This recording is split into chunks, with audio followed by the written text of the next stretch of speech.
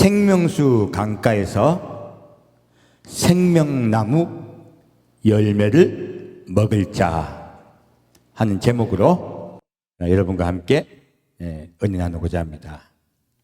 자, 요한복음 7장 보겠습니다.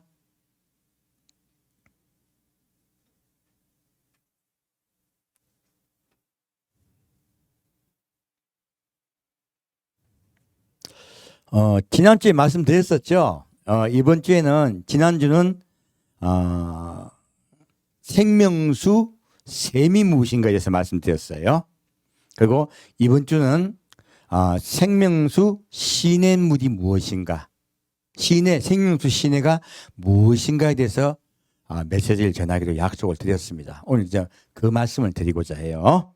자, 요한복음 7장 2절부터 10절까지 같이 읽겠습니다.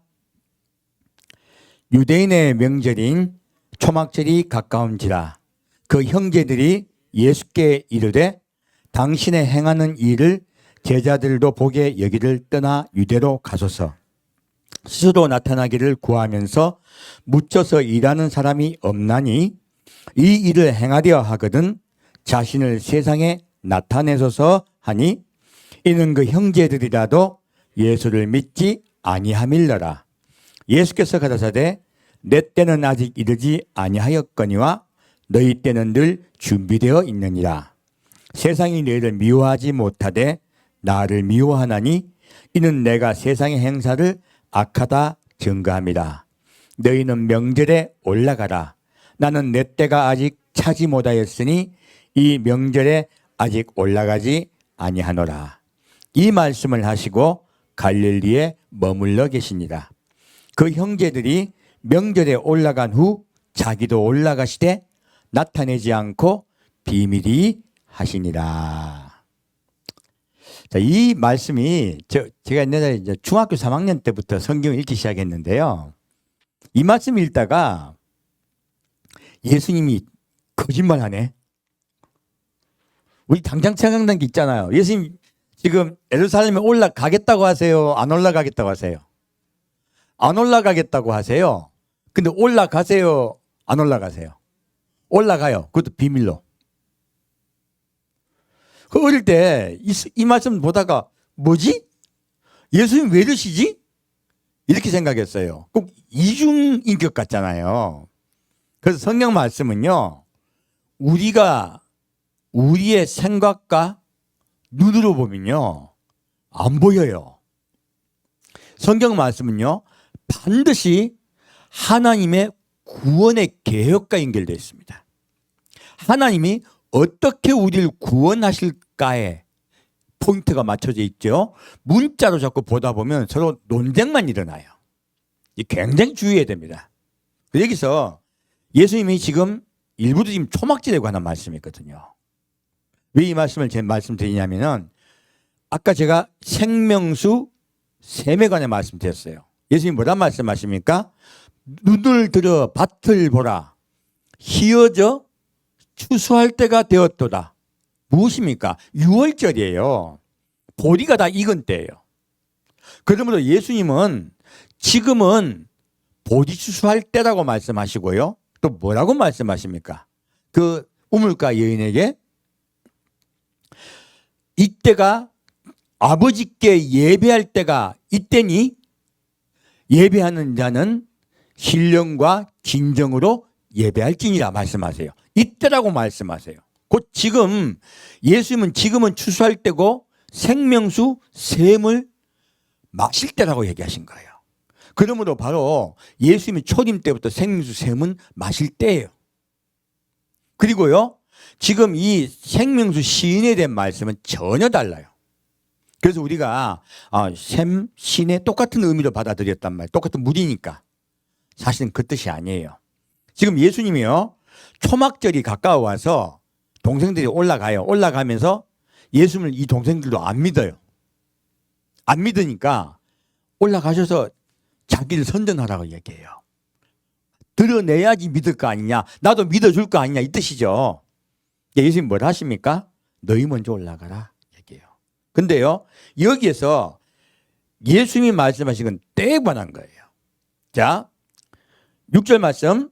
예수께서 가라사대 내 때는 아직 이르지 아니하였거니와 너희 때는 늘 준비되어 있느니라. 놀랍게도 예수님은요, 때에 관한 말씀을 하신 거예요.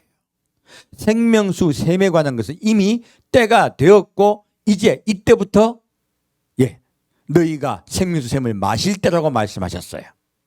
그런데 이 생명수 시냇가에 대한 말씀을 하실 때는요, 그렇게 말씀하지 않고요, 때에 관한 말씀을 하세요.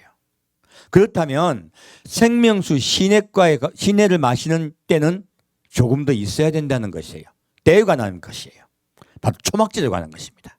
그래서 여기서 예수님이 말씀한 속에요, 비밀이 숨어 있는 거예요. 그리고요, 너희 때는 늘 준비되어 있느니라. 이거 얼마나 가슴 아픈 이야기입니까?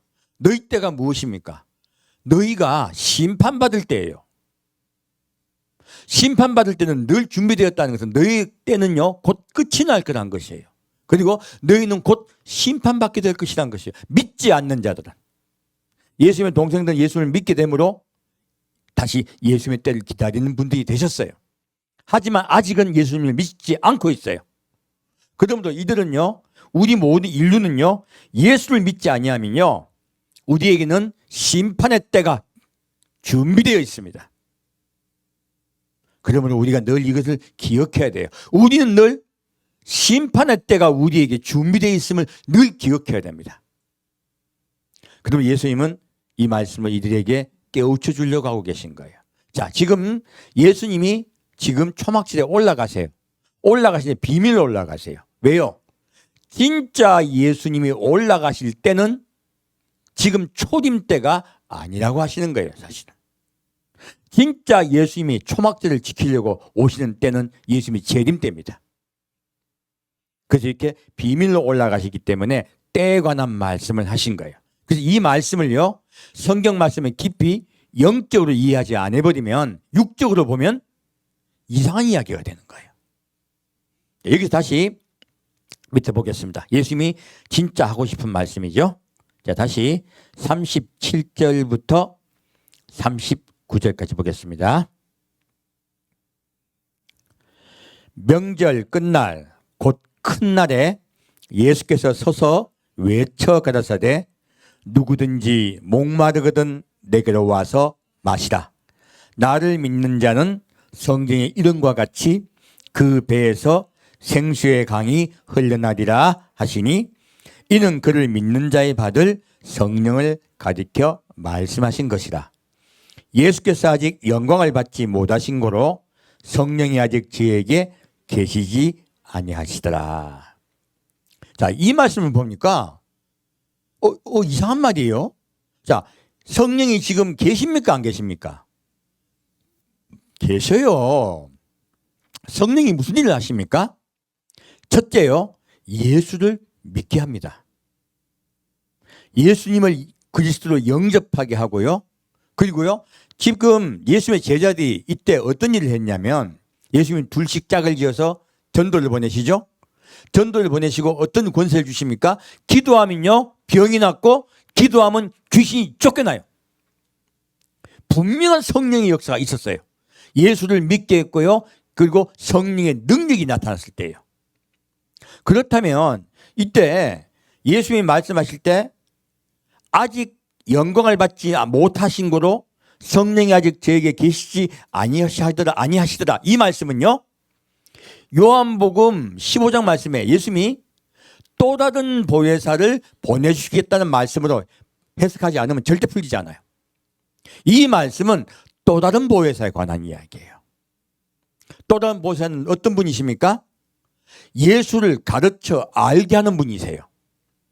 예수를 가르쳐 온전히 알게 하는 성령님이시고요. 두 번째는 예수를 기다리게 하는 성령님이세요. 그것을 분명하게 예수님은 말씀을 하고 계세요. 그러면 이 또 다른 보혜사는요, 예수님을 기다리게, 예수님을 가르쳐 알게 하시고 두 번째는 예수님을 기다리게 하는 성령님이세요. 이 성령님을 또 다른 보혜사라고 말씀하고 계세요. 그럼 이거는 지금 당장 이때 일이 아니고 장래에 관한 거란 거예요. 이것은 예언에 관한 것이에요. 그러므로 예수님이 이때 외친 것은요, 무엇입니까?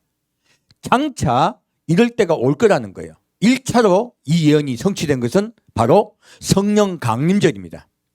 성령 강림절날 성령이 불의 혀같이 각각 성도들에게 임하셨어요.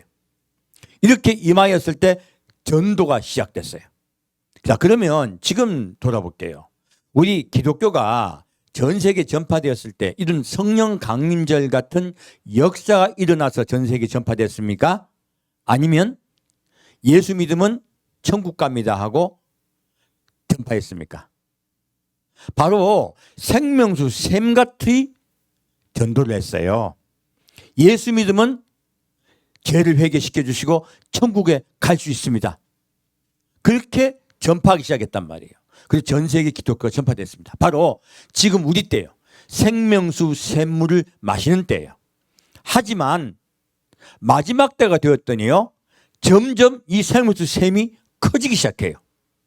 성령의 역사가 강력하게 일어난 시대가 우리 시대예요. 그래서 미국에서부터 그 성령 역사가 일어나기 시작했죠. 근데 우리가 성도들이 오해하는 게 있어요.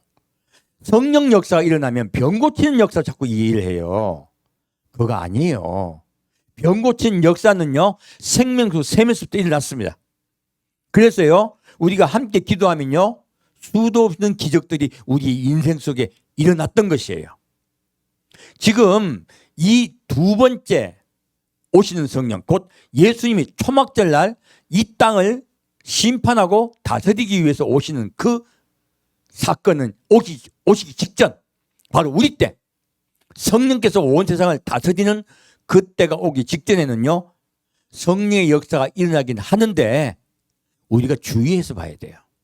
그래서 제가 오후 때는 계속 이제 고린도전서 말씀으로 우리의 시대와 맞추어서 여러분께 메시지를 전할 것이에요. 왜요? 지금 또 다른 보혜사가 오셨을 때에 우리가 많은 일들을 겪게 되고 또 오해하는 일들도 많이 생기더라 하는 것이에요. 그것이 사실 교회에 혼란을 주기도 합니다. 그래서 좀 정립을 할 필요가 있어요. 그런 분은 정립을 할 것입니다. 왜 그러냐면 하나님은요, 시대에 맞춰서 복음을 전하게 하세요. 가령요, 우리 이제 선교사님, 아프리카 선교사님 계시지만은 인도 같은 나라, 아프리카 같은 나라예요.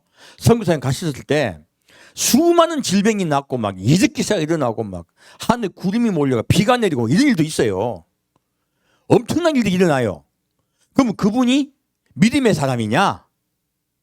아니, 하나님 쓰시는 분이에요, 그냥. 그럼 우리 한국교회는 왜 그거 안 일어날까? 기도가 부족해서? 아닙니다. 그게 아니고요. 이 표적은 말씀이 우리 속에 충만치 못할 때 먼저 일어나는 사건이에요. 표적은 예수를 믿게 하기 위함이에요. 첫 번째. 그리고 말씀이 우리 속에 들어와서 말씀으로 하나님이 가르치기 시작하면요, 표적은 점점 사라져요. 필요가 없으니까. 예수를 믿게 하는 게 목적이기 때문에 그래요. 두 번째는 또 중요한 일이 있어요. 하나님은요, 우리가 할 수 있는 일을 우리가 하게 하세요. 가령 내가 이빨이 아파가지고 빠질라 그래. 저도 이빨이 많이 빠졌거든요. 그래서 제가 하나님, 이빨이 너무 아픕니다. 아버지 고쳐주옵소서. 아무리 기도해도 낫습니까, 안 낫습니까? 안 나요. 그럼 마음속에 뭐라고 하십니까? 빨리 치과 가라. 치과 가서 빨리 치료받아야 돼요.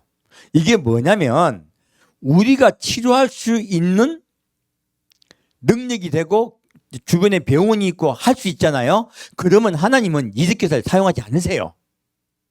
어디로 보낼까요? 병원 보냅니다. 병원.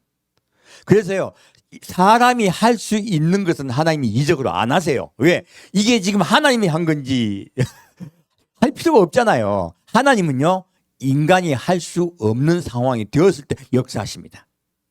그래야 내가 하나님 믿을 거 아니에요. 그래서 여러분, 성령의 역사는요, 그때 달라요. 방언의 역사도 마찬가지예요. 그래서 제가 요 때는 이번 주는 아니고 다음 주나 다다음 주에 또 메시지를 전할 거예요. 방언에 대해서도 좀 자세히 더 말씀을 드릴까 해요. 왜냐하면 혼돈이 너무 많아요. 그런 부분에 대해서도 은사에 관한 부분에서도 좀 깊이 성경 말씀을 통해서 말씀드리고자 합니다. 자, 하나님은 살아계시고요. 말씀은 살아 운동하는 거예요. 그래서요, 절대 우리의 환경과 딱 맞춰서 움직이십니다. 그래서 말씀을요, 문자로 고정해 보시면요, 틀리게 보시는 거예요. 지금도 그래서 말씀은요, 가장 중요한 게 적용이에요. 적용. 지금도 예수님은요, 생명수 강에 대해서 말씀하고 있어요. 생명수 시내에 대해서 말씀하고 계시죠. 근데 이 생명수 시내가요, 바깥에 흐르고 있습니까? 우리 마음속에 흐르고 있습니까? 마음속에 흐르고 있어요. 이것이 무엇이냐면 성령이 차고 넘쳐서 다른 사람에게 영향력을 미치는 걸 얘기하는 거예요. 생명수 샘은요, 내 마음속에 있어요. 이 생명수 샘은 누구에게 영향력을 미칩니까? 나에게 영향력을 미쳐요. 내가 목마르려 하거든 내 속에서 말씀이 나에게 생각나게 하셔서 내가 다시 일어나게 해주세요. 그럼 이 생명수 샘은 나에게 영향력을 미치는 것이에요. 생명수 씨는 흘러나가요. 흘러나감으로 다른 사람에게 선한 영향력을 미치는 걸 말씀하세요. 그러므로 예수님이 제자들에게 마지막 십자가 못 박혀 돌아가시 직전, 곧 성령께서 오시기 직전에 하신 말씀이 뭐라 말씀하십니까? 서로 사랑하라 하신 거예요. 남에게 영향력을 끼치라는 거예요. 선한 영향력을. 이제 새로운 또 다른 보혜사는요, 다른 사람에게 선한 영향력을 끼치는 보혜사예요. 성령님이세요. 그래서 성령은 두 가지로 여러분께서 보시면 됩니다. 첫째는 나에게 예수를 믿게 하고 내 마음의 평화가 사라지려고 할 때 내 마음의 평화를 회복하게 하시는 성령님, 내 마음을 치료해 주시는 성령님, 나와 관계된 성령님이세요. 두 번째 또 다른 보혜사는요, 그분의 사랑을 깨닫고 그분의 사랑을 다른 사람에게 전하는 성령님이세요. 그래서 두 번째 또 다른 보혜사가 오셨을 때 갑자기 온 세상에 말씀이 전파되기 시작한 거예요. 이 두 가지로 우리 분리해 보시면 됩니다. 예수님은 우리가 다 알 수 있게. 자, 물이 무엇입니까? 물은 하나님이 우리를 구원하시겠다는 약속이에요. 그 약속이 눈에 보인 증거물이에요. 그러므로 나를 구원하시겠다고 먼저 나에게 샘물이 되주세요. 두 번째요, 모든 사람에게 영향을 끼쳐 만민을 구원하시겠다는 거예요. 이것이 생명수 강가에 대해서 말씀이에요.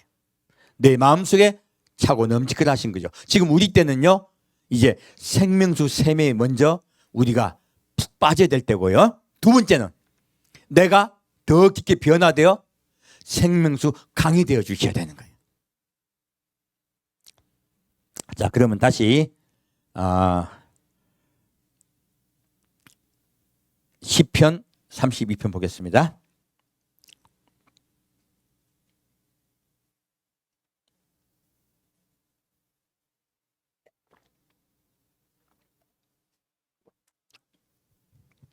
시편 32장, 다 같이 읽겠습니다. 처음부터 끝까지입니다. 허물의 사함을 얻고 그 죄의 가림을 받은 자는 복이 있도다. 마음에 간사가 없고 여호와께 정죄를 당치 않은 자는 복이 있도다. 내가 토설지 아니할 때에 종일 신음함으로 내 뼈가 쇠하였도다. 주의 손이 주야로 나를 누르시오니 내 진액이 화하여 여름 가물에 마름같이 되었나이다. 내가 이르기를 내 허물을 여호와께 자복하리라 하고 주께 내 죄를 아뢰고 내 죄악을 숨기지 아니하였더니 곧 주께서 내 죄의 악을 사하셨나이다. 셀라. 이로 인하여 무릇 경건한 자는 주를 만날 기회를 타서 주께 기도할지라. 진실로 홍수가 범람할지라도 저에게 미치지 못하리이다. 주는 나의 은신처이오니 환난에서 나를 보호하시고 구원의 노래로 나를 애우시리이다. 셀라. 내가 너의 갈 길을 가리켜 보이고 너를 주목하여 훈계하리로다.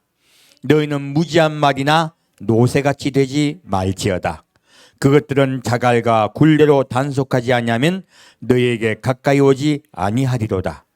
악인에게는 많은 슬픔이 있으나 여호와를 신뢰하는 자에게는 인자하심이 두려리로다. 너희 의인들아 여호와를 기뻐하며 즐거워할지어다. 마음이 정직한 너희들아 다 즐거이 외칠지어다. 아멘. 자, 이 시편 32편을 왜 제가 함께 봉독했냐면, 지금 다윗이 하나님께 죄를 지었어요. 근데 속에 숨기고 있어요. 자, 죄를 숨기고 있으면 어떻게 될까요? 우리 마음에 말씀이 사라져버려요. 말씀이 사라져버리면요, 내 마음의 평화도 사라져버려요. 지금 다윗은 그걸 이야기하고 있는 거예요. 내가 죄를 짓고 하나님께 자백하지 않은 거예요. 하나님께 용서해달라고 나아가지 않은 거예요. 그때 어떻게 됐어요? 내가 토설치 아니할 때 종일 신음함으로 내 뼈가 쇠하였도다. 주의 손이 주야로 나를 누르시오니 내 진액이 화하여 여름 가물에 마른같이 되었나이다. 무엇입니까? 내가 내 죄악을 예수님께 아뢰지 않고 주님께 나아가지 아니하였더니 말씀이 사라져버린 것이에요. 말씀이 사라져버렸더니요, 나는 죽은 자같이 되어버린 것이에요. 여름 가뭄에요, 여름 가물같이 됐다면 무엇입니까? 마지막 때 심판을 받는 자가 됐다는 것이에요. 제가 여름에 대해서 말씀드렸습니다. 여름은 이스라엘 가물 때입니다. 물이 없어지는 때예요. 물이 없어지면요, 죽습니다. 하나님의 말씀이 내 속에 들어와야 생명이 살아나고요, 내가 회복되고 주님의 말씀으로 내가 평화가 회복이 돼요. 그렇게 평화가 회복되지 않으면 나는 죽은 자같이 된 것이에요. 이 다윗이 그 고백을 하고 있어요. 그러므로 다윗이 그러면 내가 하나님께 나아가리라 하고 내 죄를 아뢰고 내 죄악을 숨기지 아니하였더니 곧 주께서 내 죄의 악을 사하셨나이다. 자, 우리는요 사함받은 죄인이에요. 허물과 죄를 사함받은 죄인들이에요. 죄는요 내가 짓는 것이에요. 허물은 무엇인 건데요? 내 마음속에 있어. 내 마음속에. 내 마음속에 사랑이 있지 않고 내 마음속에 미움이 있는 거야. 이거 압니까 모릅니까? 모릅니다. 반갑다고 악수 탁 하잖아요. 어떻게 알아요? 속에 칼 품고 있는 걸. 하나님은 내 속에요 있는 허물을 아세요. 그러므로 하나님 앞에는 감히요 내가 어떤 사람도요 의인이라고 말할 수 없어요. 그래서 하나님은요 다윗을 통해 뭐라고 말씀하십니까? 허물과 죄악을요 숨겨진 자, 숨겨주신 자, 그런 자는 복 받았다는 거예요. 어떤 자가 이 허물과 죄를 숨겨짐을 받을까요? 사함을 받을까요? 하나님께 나아가는 자예요. 나아가서요 내가 죄인임을 자복하는 자예요.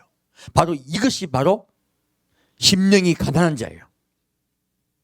심령이 가난한 자는 복이 있나니 천국이 저희 것이며. 그 제가 아침과 저녁으로 예수 그리스도의 십자가 앞에 나아가자고 말씀드리는 것이에요. 그래야 낮아져요. 제가 가난의 뜻이 무엇인가 말씀드렸습니다. 안이라 그래요. 안이가 무엇입니까? 포로가 되어서요 나의 모든 것을 빼앗긴 상태예요. 나의 모든 재물을 빼앗겨버렸어요. 굶어 죽게 생겼어요. 그러면요 그분에게 양식을 받아 먹어야 살아요. 그분에게 물을 받아 먹어야 살아요. 그러므로 우리가 구원받는 것은요 주인이 바뀌었다는 뜻이에요. 나는 포로가 되었어요. 그리고 나의 주인이 바뀌었다는 뜻이에요. 여기서 예수님이 말씀하세요. 나는 마음이 온유하고 겸손하니 내게 와서 배우라 라고 말씀하세요. 그 제가 그때 이걸 똑같이 안아보라 말씀드렸죠. 무엇입니까? 겸손도 똑같이 안아보예요. 근데요 이 겸손은 안이하고 연결됩니다. 무엇입니까? 하나님께 포로된 상태를 이야기해요. 그것이 겸손한 것이에요. 낮아진 거예요. 첫째는요 예수님의 낮아지심을 배우라는 거예요. 우리 교회 와서 배우는 건 딱 두 가지입니다. 첫째는 낮아지는 훈련을 받아야 돼요. 누구 따라? 예수님 따라. 그래야 구원받습니다. 첫째는 낮아져야 되고요. 두 번째는요, 온유해요. 똑같은 안아봅니다. 근데 온유의 뜻은요, 종이 된다는 뜻이에요. 무엇입니까? 종이 되는 건 뭐예요? 듣는다는 뜻이에요. 누구의 말씀을? 하나님의 말씀을 듣고 그대로 전하는 자, 행하는 자라는 뜻이에요. 그래서 모세가 온유가 지상에서 가장 승하다 얘기하신 거예요. 그때 이 모세가 무슨 일을 했습니까? 모세가 자기 말 했습니까? 하나님 말만 전했습니까? 하나님 말씀만 전했습니다. 그대로. 첫째는 들어야 되고요. 둘째는 그 말씀 따라 순종해서 전하는 자예요. 세 번째는 그 말씀 따라 살아가 드리는 자예요. 그래서 여러분들로 교회 오는 것은요, 첫째는 말씀을 듣기 위해서요. 이 말씀이 곧 물입니다. 그래서 생명이에요. 생명. 이스라엘 사람들은 물을 뭐로 느낀다? 생명으로 느낀다. 물이 없으면 죽는다. 그러므로 우리는요, 말씀을 먹고서 그 말씀이 우리 생명되는 것이에요. 첫째, 이 말씀이 생명돼서 이 물을 먹고요. 그리고 말씀을 듣고, 두 번째는 그 말씀을 행하고, 세 번째는 전하는 것이에요. 자, 이 말씀 보니까 딱 연결되죠? 무엇입니까? 생명수 샘의 상태. 그것이 겸손의 상태예요. 그리고 생명수 시내가의 상태. 마음에서 생명수 시내가 흘러 넘치죠? 이것이 온유의 상태예요. 지금 예수님은 이 두 가지로 예수님은 말씀하고 계신 거예요. 곧 내가 너희의 생명수 샘이고 너희의 생명수 시내가라고 말씀하시는 거예요. 이것을 깨닫게 하시는 분은 성령님이세요.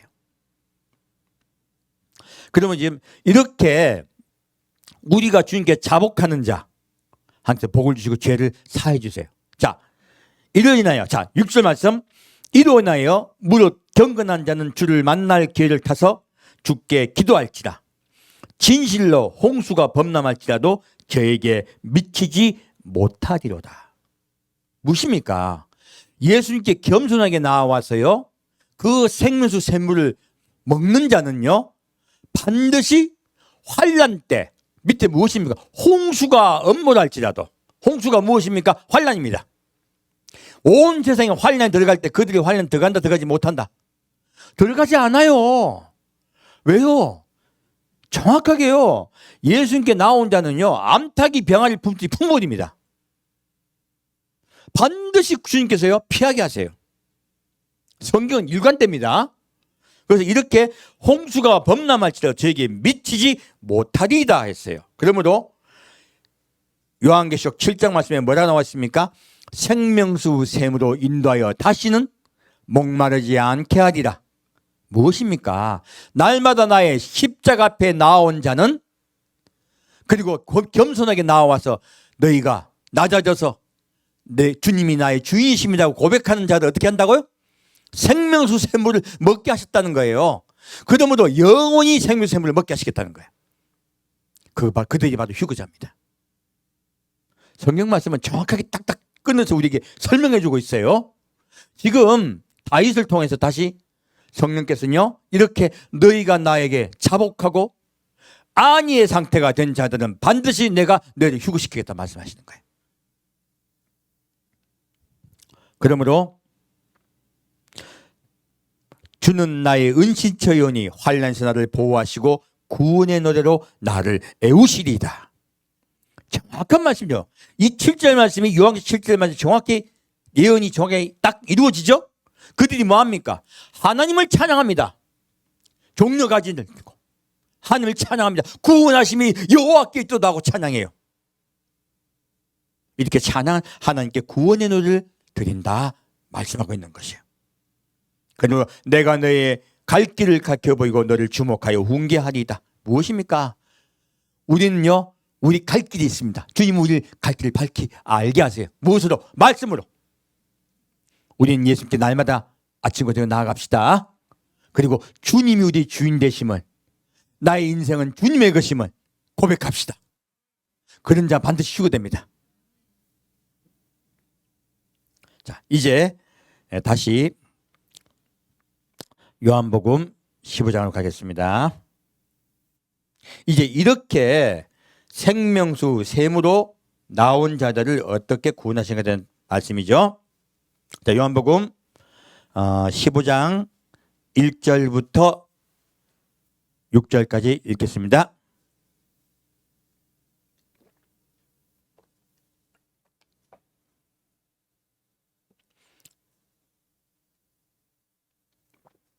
요한복음 15장 1절부터 6절까지 함께 봉독하겠습니다.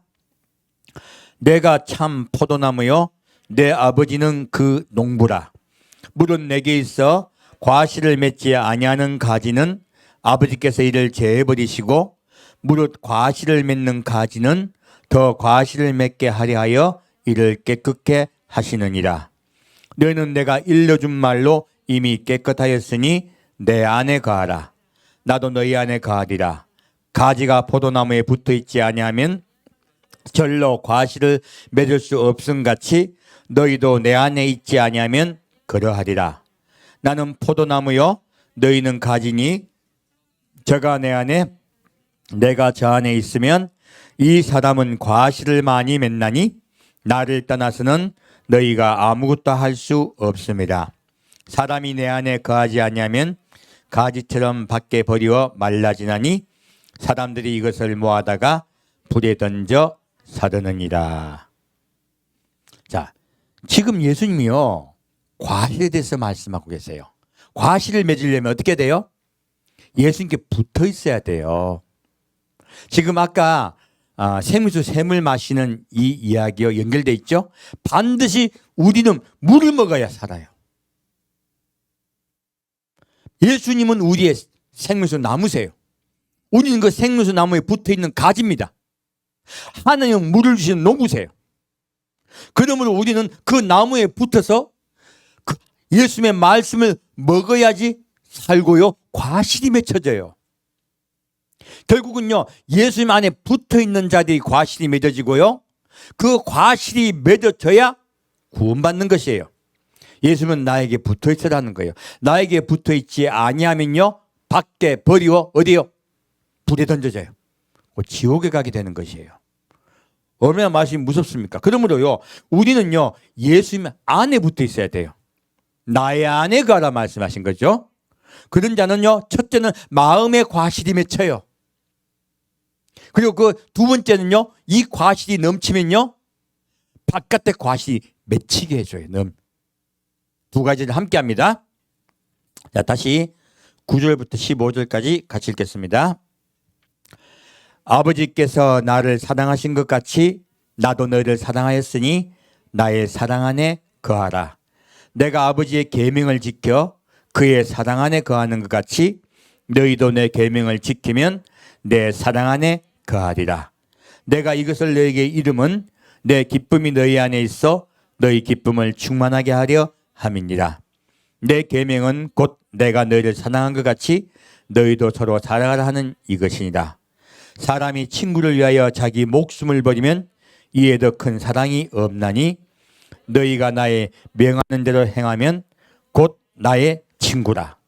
이제부터는 너희를 종이라 하지 아니하리니 종은 주인이 하는 것을 알지 못함이라. 너희를 친구라 하였노니 내가 내 아버지께 들은 것을 다 너희에게 알게 하였음이니라. 아멘. 자, 예수님은 나의 안에 거하라 하신 나에게 붙어있으라 하신 말씀을 밑에 정확하게 설명하고 있습니다. 무엇입니까? 나의 사랑 안에 거하라. 결국은요 우리가 성경에 수도 없는 것을 배워요. 다 필요 없고요 예수님의 사랑 안에 거해야 됩니다. 그분의 사랑을 깨닫는 것, 이것이 우리에게 물이에요. 생명이에요. 다른 것들은 더 풍요롭게 하기 위한 어떻게 보면요 많은 장식들이에요. 가장 중요한 것은요 예수님의 사랑 안에 거하는 것이에요. 그래서 여러분 성경을 많이 한다가 아니고요 성경 깊이 하다 됩니다. 그래서 뭐라 말씀하십니까? 내가 아버지의 계명을 지켜 그의 사랑 안에 거하는 것 같이 너희도 내 계명을 지키면 내 사랑 안에 거하리라. 예수님 말씀하신 대로요 내가 아버지의 계명을 지켜 예, 그 사랑 안에 거한다 말씀하셨어요. 나는 마음이 오냐고 겸손하니 무엇입니까? 나는 하나님께 포로가 되었고 나는 하나님의 뜻대로 그 말씀을 들으며 순종하며 사는 자라고 말씀하세요. 그 뜻이 무엇입니까? 그의 사랑 안에 거하고 있다고 하신 거예요. 너희도 하나님의 사랑 안에 거하는 자들 하신 거예요. 사랑입니다. 사랑. 딱 하나예요. 성경은 단순합니다. 복잡하지 않습니다. 어린아이도 이해할 수 있어요. 절대 복잡하지 않습니다. 그러므로 뭐라고 말씀하십니까? 너희도 서로 사랑하라. 이것이 무엇입니까? 첫째는 생명수 샘이 내 속에 있어야 돼요. 두 번째는요, 생명수 시냇가가 되라는 거예요. 예수를 사랑하고 기다리는 너희들은 생명수 시냇가가 되어 서로 사랑하라. 어떻게까지? 생명을 다해 사랑하라 하신 거예요. 우리 그렇게 됩시다. 그런 자는요, 주님의 제자가 됩니다. 그래서 뭐 앞에 단의 선자가 제자가 되는 게 아니에요. 말씀으로 말씀드립니다. 여러분 모두 주의 제자가 될 수가 있습니다. 어떻게 해야지 제자가 되는 거예요? 말씀 전하면 제가 제자일까요? 아닙니다. 생명 다해 저도 사랑해야 돼요. 그래야 제가 주의 제자예요. 우리 주의 제자가 됩시다. 그래서 주의 친구가 됩시다. 그러면 주의 사랑이 우리에게 임하세요. 함께 하세요. 그리고 뭐라고 말씀하십니까? 내가 아버지께 들은 다 너에게 알게 하였음이니라. 이게 전부라는 거예요. 성경은요 단순합니다. 사랑하는 것이에요. 첫째 사랑을 깨닫고 둘째 사랑하는 것이에요.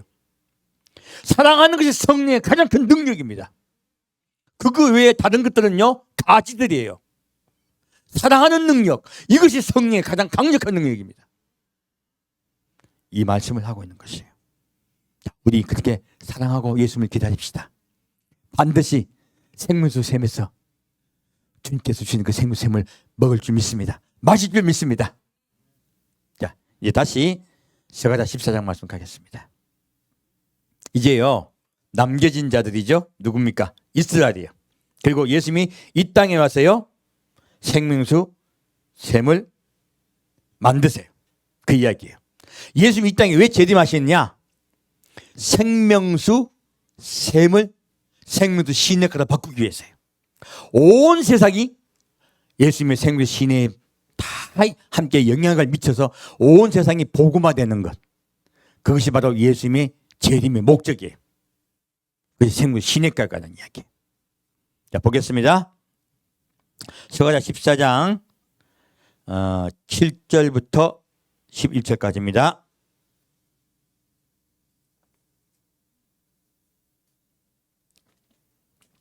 스가랴 14장 7절부터 11절까지 봉독하겠습니다. 여호와의 아시는 한 날이 있으리니 낮도 아니요 밤도 아니라 어두워갈 때에 빛이 있으리로다. 그날의 생수가 예루살렘에서 솟아나서 절반은 동해로 절반은 서해로 흐를 것이라. 여름에도 겨울에도 그러하리라. 여호와께서 천하의 왕이 되시리니 그날에는 여호와께서 홀로 하나이실 것이요 그 이름이 홀로 하나이실 것이며 온 땅이 아라바같이 되되 게바에서 예루살렘 남편 림몬까지 미칠 것이요 예루살렘이 높이 들려 그 본처에 있으리니 베냐민 문에서부터 천문자리와 선모퉁이 문까지 또 하나님의 망대에서부터 왕의 포도주 짜는 곳까지라. 사람이 그 가운데 거하며 다시는 저주가 있지 아니하되니 예루살렘이 안연히 서리로다. 아멘. 자, 한 날이 한 날. 여호와께서 아시는 한 날이에요. 사람이 알 수 있다 없다? 없습니다. 예수님이 공중 강림하신 날도 아무도 모릅니다. 예수님이 지상 재림하신 날도 아무도 모릅니다. 그 제가 맘 놓고 이야기합니다. 예수님은요 초막절에 오십니다. 언제 오신다? 초막절에 오십니다. 초막절을 지키는 것은요 예수님이 이 땅에 초막절을 만들기 위해서, 초막의 장막, 하나님의 장막이 온 세상이 덮이게 하기 위해요. 그 날짜입니까? 지금 음입니까? 음입니다. 음이. 그리고 예수님은 초막절에 오세요. 하늘나라 초막절이에요. 우리 먼저 이방인은요 하늘나라 초막절에 예수님 초청하십니다. 날짜입니까? 음입니까? 음입니다. 우리 초막절 늘 생각할 때마다 뭘 기억하자? 예수님의 오심을 기억합시다. 물이죠, 물. 예수님이 우리를 사랑하신 증거. 그 증거가 나타난 날이에요. 그래서 아까 예수님 그 말씀하신 똑같은 말이 이루어지는 거예요. 그 예언이 이루어집니다. 빛이 있으려다. 하나님은 무엇입니까? 하나님 빛이세요. 빛이 이 땅에 내려오십니다. 그리고요 그날에 생수가 예루살렘에서 솟아나서 절반은 동해로 절반은 서로 흐를 것이다. 여름에도 겨울에도 그러하리라. 무엇입니까? 지금 이스라엘이 가뭄입니까? 아니면 물이 많습니까? 가물죠. 근데요 예수님이 재림하셔서 온 세상을 다스리면요 이스라엘은요 풍요로운 땅이 돼요. 물이 풍족한 땅이 됩니다. 그러므로 지금 이스라엘이 물이 부족한 국가로 있는 이유는 예수님이 오시지 않았기 때문이에요. 그래서 물이 부족한 국가에 일부러 하나님이 이스라엘 백성을 가게 하신 거예요. 왜요? 하나님 기다리게 하기 위해서. 하나님을 사모하게 하기 위해서. 그래서 부족한 국가에 보내신 거예요. 자, 여기서 예루살렘이 어떻게 돼요? 솟아납니다. 지각 변동이 일어난다는 뜻이에요. 정확하게. 지금 예루살렘이요 지각 변동이 나고요 이스라엘 땅이 싹 바뀝니다. 이 말씀으로 어떻게 할 수 있냐면 절반은 동해로 절반은 서로 흘러요. 무엇입니까? 동해는 저쪽에 사해 쪽이에요. 더 정확히 성경 말씀은요 사해가 되지 않습니다. 사해는 사라지고요 더 넘쳐서 어디로 흘러가냐면 저쪽에 어디에 아라비아 해도 흘러갑니다. 아라비아도 해도 동해는 흘러가고요 서해는 저쪽 놈도 지중해로 흘러가버려요. 그러므로 강이 두 강이 생기는 거예요. 처음에 에덴 동산에 강이 몇 개 있었어요? 4개 있었죠. 성경 말씀은 놀랍게도 계속 강에 관한 이야기예요. 물에 관한 이야기예요. 물이 생명이기 때문에 그래요. 물은 보좌로부터 흘러나옵니다. 그래서 예루살렘이 하나님의 보좌가 될 것이라 말씀하신 거예요. 물은 생명이기 때문입니다. 그리고 여호와께서 천하의 왕이 되시니 그날에는 여호와께서 홀로 하나이실 것이요. 한 분뿐이시죠. 그리고 온 땅이 아라바같이 되는데 이 아라바가 뭐냐면 갈릴리 호수에서요 사해까지 있는 요단 강가의 긴 강가 평원을 이야기해요. 무엇입니까? 예루살렘에서부터 서해도 동해도 흘러간 이 강이요 아라바 곧 갈릴리에서부터 저기 어디요 사해까지 긴 평원 물이 흘러가는 평원이죠. 그런 평원같이 풍요롭게 변할 것이라는 이야기예요. 물이 있는 땅으로 변할 것이다 하는 뜻입니다. 두 번째, 게바에서 예루살렘 남편 림몬까지 미칠 것이며 이 게바는 유다 왕국의 최북단 갈릴 지방 스불론을 이야기합니다. 작은 뜻이 아니에요. 그리고 림몬은 유다 남쪽 끝에 브엘세바를 이야기합니다. 그러면 유다의 북쪽 끝과 갈릴 스불론 땅이 어디냐면 갈릴리 호수하고 그리고 갈멜산 중간에 있습니다. 그러니까 그 중간에 있는 땅에서부터 브엘세바는요 유다 지파의 제일 마지막 남쪽 땅이에요. 이게 마지막 남쪽을 이야기해요. 사람이 거주하는 곳이죠. 사람이 거주하는 제 북단부터 남단까지 다 이 말이라 한 거예요. 이스라엘 전체가 풍요롭게 변하겠다는 뜻이에요. 하나님 통 큽니다. 그리고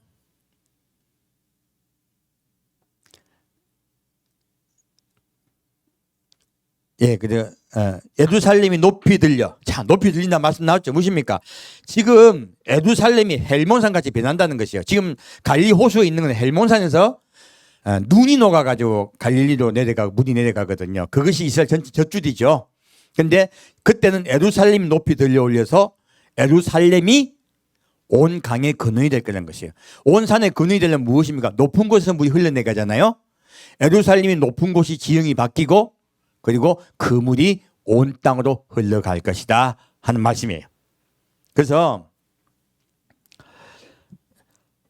베냐민 문에서부터 천문자리와 선모퉁이 문까지 또 하나님의 망대에서부터 왕의 포도주 짜는 곳까지다. 지금 예루살렘의 지경을 얘기하고 계신데요.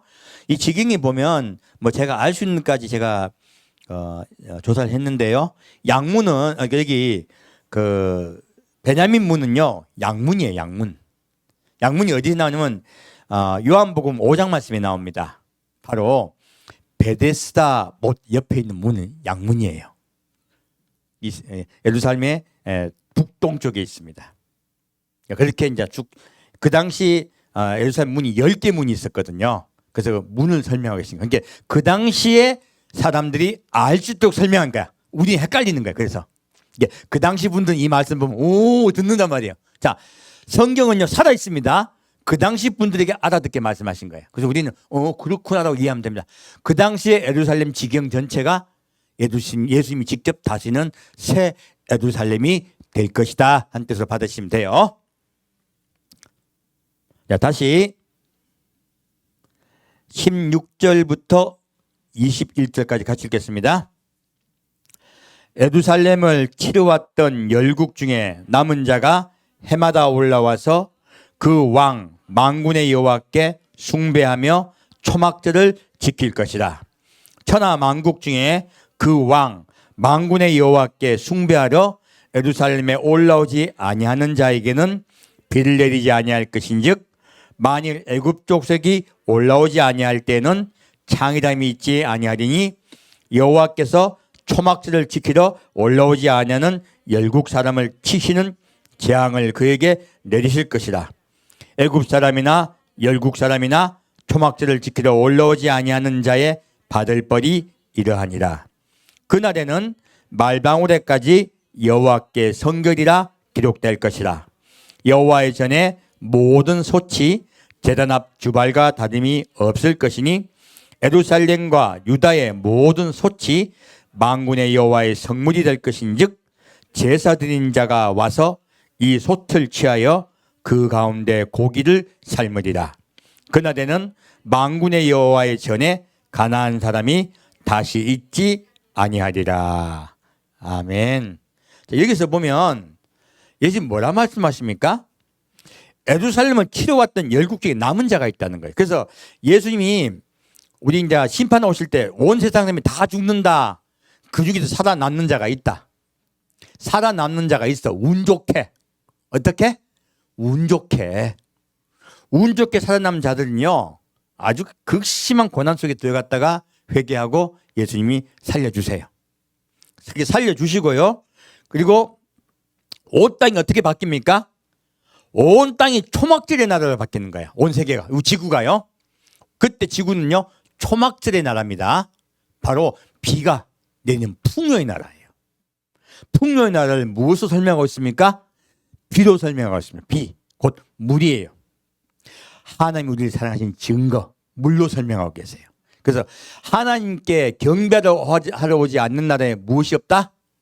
비가 없다. 가문다. 아까도 다윗이 뭐라고 말하고 있습니까?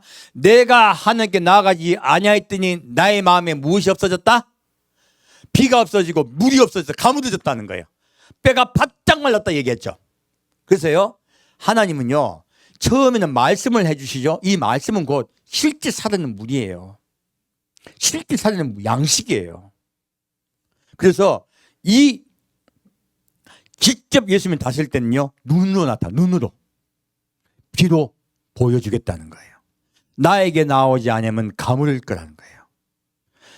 바깥에 그것만 가문 게 아니에요. 마음까지 가물어져요. 다윗이 말한 같이 우리 자꾸 육적으로 봐요. 아니에요. 마음이 바짝 가물어지고 마음이요 어떻게 됩니까? 힘들어요. 평화가 사라져요. 말씀이 사라지면 평화가 사라집니다. 그러므로 하나님께 경배로 나오지 아니하면요 그들에게 평화가 사라질 거란 말씀이에요. 그렇게 주님께서 예수님이 온 세상을 다스리세요. 여기서 비밀이 있습니다. 자, 하나님은요 우리에게 막 능력으로 말 안 들으면 막 팰까? 아니면 계속 사랑으로 계속 기다려 주실까요? 예수님이 직접 통치하시잖아요. 직접 통치하셔도요, 사랑으로 기다려 주세요. 가물게 하셨어요? 깨닫게 하려는 거예요. 하나님 우리 사람에게 준요, 우리 의지, 그걸 뺏지 않으세요. 우리에게 무엇을 주셨습니까? 하나님의 형상으로 사람을 만드셨습니다. 사람은 판단하고 결정하고 자기가 알아서 해요. 하나님은 그 사람에게 준 하나님의 마음을 절대로 용납하세요. 예수님이 직접 다신 나라도 그래요. 하나님이 강압적이십니까? 아니면 하나님께서 기다려 주십니까?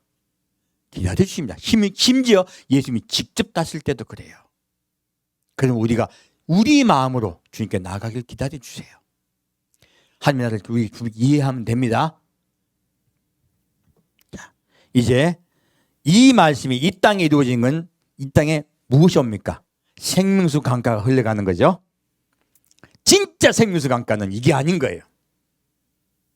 보겠습니다. 요한계시록 계시록 22장입니다.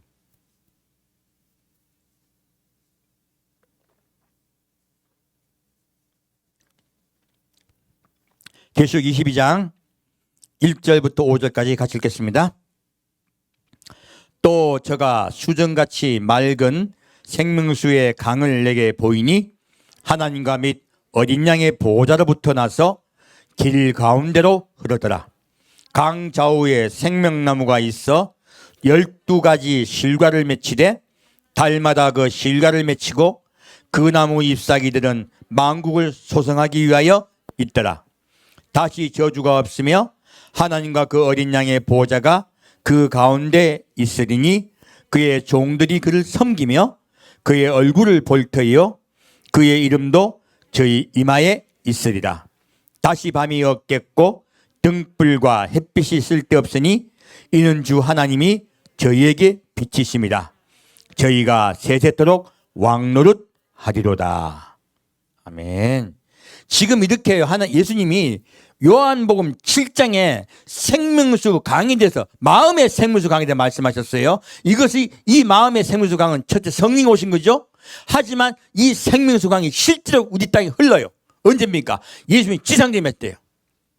다시 오실 때요. 그러나 이 생명수 강도요, 실제 말하고자 하는 것은 하늘나라의 생명수 강이에요. 온 땅을 하나님이 다스릴 때, 새 예루살렘 성이 이 땅에 내려올 때요. 무엇입니까? 또 저가 수정같이 맑은 생명수의 강을 내게 보이니 하나님과 및 어린 양의 보호자로부터 나서 길 가운데로 흐르더라. 무엇입니까? 길이 양쪽으로 있고 그 안에, 그 가운데로 생명수 강이 흐른다는 것이에요. 하늘나라는요, 여러분 잘못 보면요, 예루살렘 성에 12진주문만 본단 말이에요. 하늘나라는 보석으로 가득 찼다고 착각해요. 하늘나라는요, 생명이 차고 넘친 나라입니다. 온갖 푸르름과 온갖 맑음과 열매가 가득 찬 나라예요. 이 땅을 하나님이 보여주신 이 아름다운 꽃들 다, 그리고 열매들 다 무엇을 보게 하려는 거예요? 천국을 우리가 깨닫고 기다리게 하기 위함이에요. 우리 이 땅에서 하늘을 볼 때요, 하나님을 기억합시다. 구름을 볼 때 예수님이 다시 오심을 기다립시다. 그리고 이 꽃을 볼 때 주님의 사랑을 기억합시다. 열매를 볼 때 우리가 주의 안에 거하여 열매를 맺는 자 되면 반드시 생명수 강가 열매를 먹게 하세요. 성경은요, 살아서요 점점점 증가하고 완전해집니다. 지금 여기도요, 생명수 강가에 생명나무가 있다고 말씀하시는 거예요. 그 생명나무예요. 12가지 실과가 맺히게 해요. 그래서 12지파가 있는 것이에요. 12가지 실과가 맺히게 하여 달마다 실과를 맺히고 그 나무 잎사귀들은 만국을 소성하기 위해 있더라. 무엇입니까? 실과가 맺히는데요, 이 실과를 누가 먹을까요? 예루살렘 성 안에요, 12지파가 되어야지 그 산에서 생명수 강가에 있는 열매를 먹을 수가 있어요. 자격이 있어요. 그래서 예수님 뭐라 말씀하십니까? 과실을 맺는 자들 하시는 거예요. 어떤 자가 이 생명수 강가에 과실을 먹을 수 있습니까? 여러분의 마음속에 과실이 맺힌 자가 되어야 돼요. 그 말씀이에요. 이 과실이 무엇입니까? 사랑이에요. 사랑은 첫째 마음에 피고요, 두 번째 바깥에 영향을 미치는 거예요. 여러분의 마음에 과실 맺힌 자 되길 축원드립니다. 그러한 자가 이긴 자예요. 이긴 자가 생명수 강가에 과실을 먹습니다. 왜 제가 이렇게 말씀드리냐면, 자, 뒤에 말씀이 있어요. 그 나무 잎사귀들은, 같이 읽겠습니다. 그 나무 잎사귀들은 만국을 소생하기 위하여 있더라. 제가 말씀드렸죠. 무엇입니까? 예수님이 지상재림에서 이 땅을 다스리는 것과 천국은 똑같은 모형입니다. 모형이에요, 사실은. 예루살렘 성이 있고요, 그 예루살렘 성 안에 예수님을 모시는 자들이 있어요. 그들이 예수의 주의 종들이야. 그들이 아까 스가랴 말씀에 나온 같이 고기를 삶아요. 무엇이냐? 그들이 종들이란 뜻이에요. 주의 종들이 있고요, 그리고 예루살렘 성 안에 산 자들이 있어요.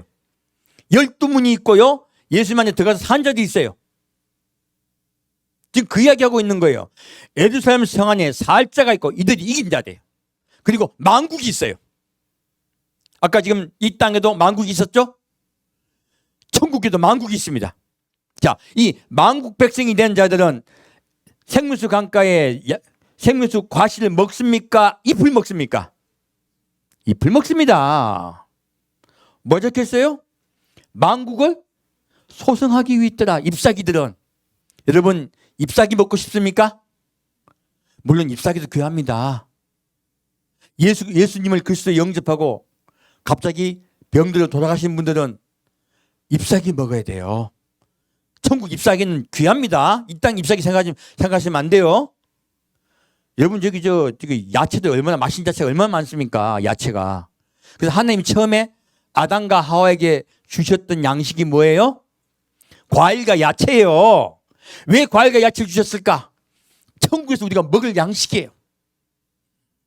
여러분, 야채 먹고 싶습니까? 과일 먹고 싶습니까? 최소한 과일은 먹어야죠. 그리고 예수님이 종이 돼서 주님 옆에 있으면 더 좋습니다. 그래서 아까 뭐라고 말씀하셨습니까? 제가 온유와 겸손에 대해 말씀드렸죠. 겸손한 자는요, 무엇을 먹어요?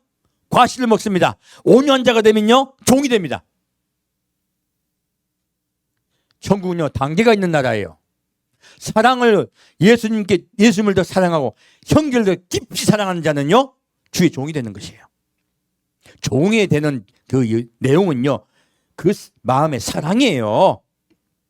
다른 거 아닙니다. 성경 복잡하게, 아이고 복잡해라. 다 잊어버리십시오. 성경은 복잡하다, 단순하다. 이제 행하여 삽시다. 그리고 우리 교회 성도분들 한 분 한 분 최소한 생부터 가까이 열매를 먹읍시다. 까딱 잘못해가 잎사귀만 먹어봐라. 그리고 주의 종이 됩시다. 더 깊은 사랑하는 사람이 됩시다. 무엇입니까? 사랑하는 사람이 됩시다. 자, 옆에서 말씀이야. 자, 사랑하는 사람이 됩시다. 자, 사랑하는 사람이 됩시다. 예, 그게 가장 귀한 것이에요. 예, 한번 같이 기도하겠습니다. 사랑하는 주님, 오늘은 생명수 강가에서 우리가 생명수 과실을 먹기를 원합니다. 주님께서 그 말씀을 해주시니 감사드립니다. 예수님이 이 땅에 초막절을 이루기 위해서 오심을 배웠습니다. 먼저 하늘나라의 초막절에 초청받는 우리에게 아버지 인도하여 주옵소서. 또한 이 땅이 초막절이 되어서 모든 사람이 예수님께 나와 구원받는 그 은혜가 이 땅에 차고 넘치게 아버지 역사하여 주옵소서. 그리고 하나님이 온전히 다스리시는 나라, 하늘나라의 초막절, 곧 온 땅이 새 예루살렘 성의 생명수 강가에, 그리고 생명나무 열매가 맺혀서 우리가 그 생명나무 과실을 먹는 자들에게 아버지 인도하여 주옵소서. 우리에게 온전히 역사하여 주옵소서. 산주 예수 그리스도 이름으로 기도합니다. 아멘.